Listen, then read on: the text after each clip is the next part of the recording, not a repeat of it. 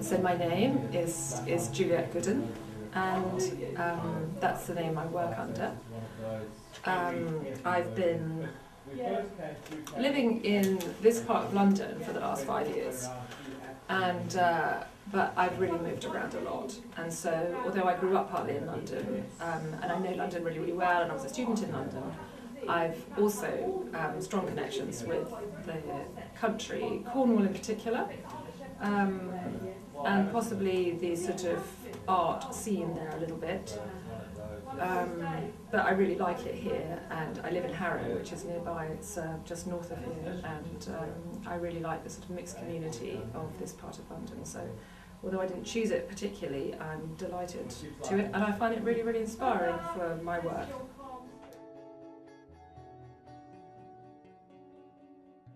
The work that I've got in this open studio is all recent, and it seems to be quite a lot to do with transport, and it seems to be quite a lot to do with the environment and with people in this part of London.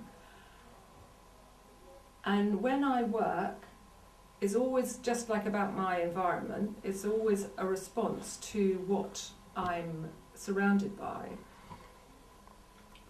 But it's a very sort of instinctive thing, my work, and I can't always tell what it's about until after I've done it.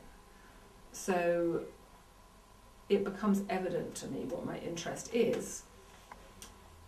Although I have a plan to start with, I can't necessarily tell what the plan is completely until the work is done. And then my work, being instinctive, it's not like about some really good idea particularly. It's much more about visual stuff, and that's how I hope people will respond to it, because I don't think you can really respond to it in any other way. So I don't have a written statement, because I never know what to say in a written statement. I never know how to contextualize what I do, you know. It's just completely what I do.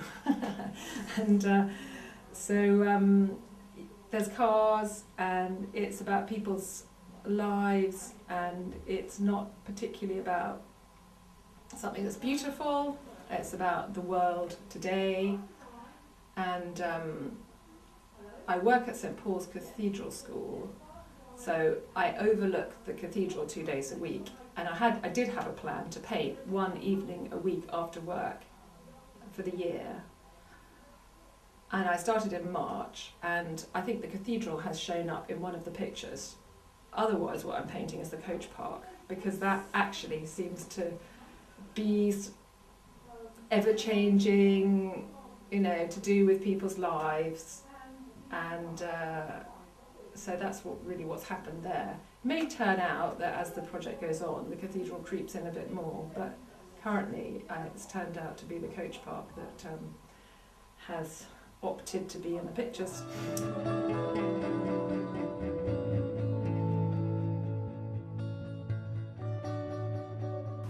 It is a really peaceful place to work, my studio, and there is a nice community here, but I think everybody's really very busy, and so you might run into one or two people from time to time, but mostly it isn't really why I come here. I come here because when I'm here, there's nothing else I can do, and then there's always lots to do in terms of painting, whatever it is. I don't always do my work here. I often will work like in the street.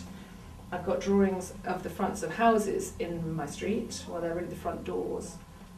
But then I bring everything here, and I'm tired of the smell of oil paint in my house, so it's very important to me to have somewhere else that I can close the door on and reflect on things kind of quietly and look at things out of context. So I like doing that here.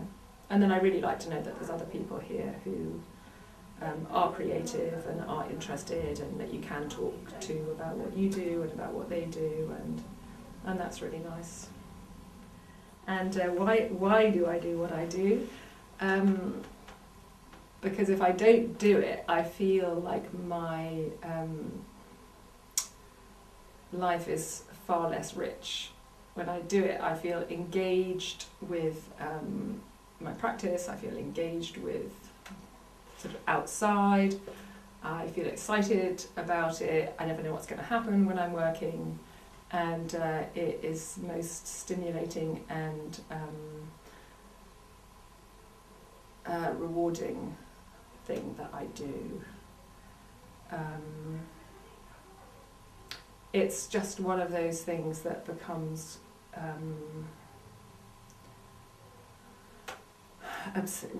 obsessive, really, because that's how you see the world, and that's what, that becomes your language. And because that is my language, I don't really want to write about it.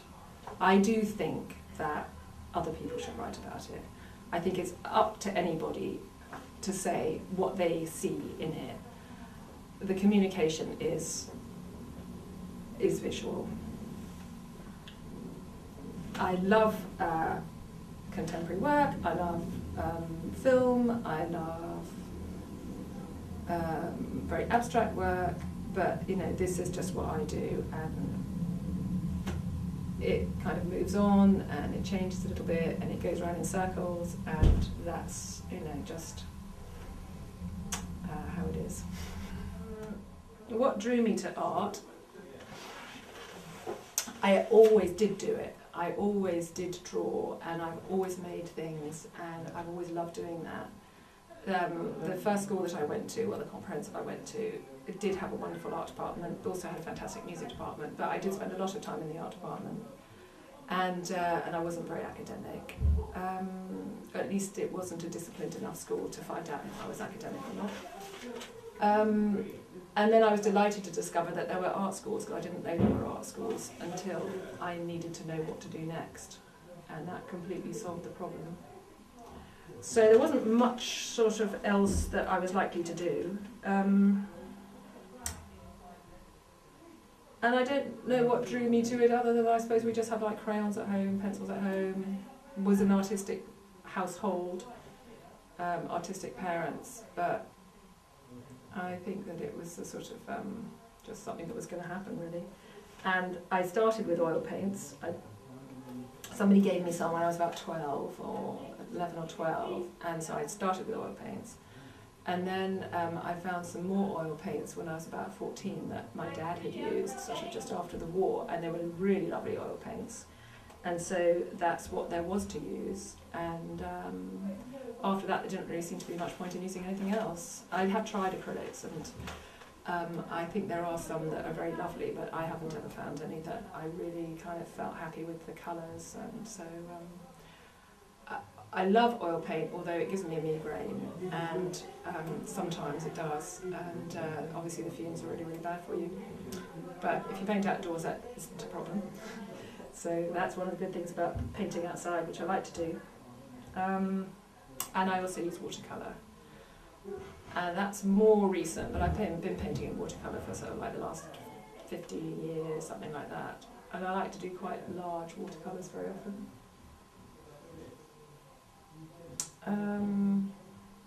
My most recent materials that I'm using, other than paint, is graphite and oil pastel.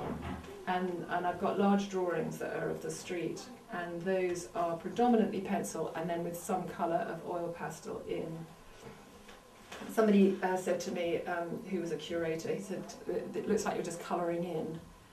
And yeah, the colour's not everywhere, but I'm using the colour in the way that it interests me, because the fact that a lot of the pictures are about architecture and there's a lot of red brick in them,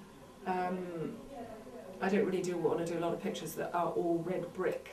So that's not what's drawn me to the subject matter. So I'm putting in the colour of the bits that have drawn me to it, really. And I really, really like the pencil and the graphite. And it's sort of a little bit kind of composition, abstract, but you know, we've still got the sort of fronts of the buildings in, or the front door really in. So I'll probably start doing something else soon, because I've been using pencil and oil pastel for a while. It's sort of nice to do different things, and then you'll find that the work that you did in the last material will change what you do in the next material. That's what I find. So I might go back to doing some more monoprinting, which is something I've done a lot of as well. My views on art funding is that it doesn't impact on me at all. Whenever I apply for anything, I'm unsuccessful. So I'm glad that somebody benefits, and I think it's very good that people benefit. I think that money being put into art galleries is great, public art galleries, but funding, you know, sort of through charities and stuff, I just don't have any success with. So I feel like I don't fit the bill for funding. So not terribly. I've given up on it, actually. I'm really not interested anymore. I've given up applying for funding. They like you to put in the applications, because I think they like lots of applications, but you know, they want to give it to somebody else. I don't know about what message I try to convey in my work. I think it is perhaps to look at things. I think it might be my message, might be, you know, that everything is interesting to look at. And the sort of subtleties of colour, and sometimes I paint in places and people say, why are you painting here? These are ugly houses, or it's like, you know, we live here, why aren't you painting somewhere else? It's ugly here. And then when they see your picture and they see the picture's not ugly, then they feel better about where they live. And there are always things, I think, that are interesting. And you know, as time goes on, ugly houses today won't be considered to be ugly. The new ones will be ugly. And so I do sometimes paint things that other people aren't really looking at particularly. I think I do that.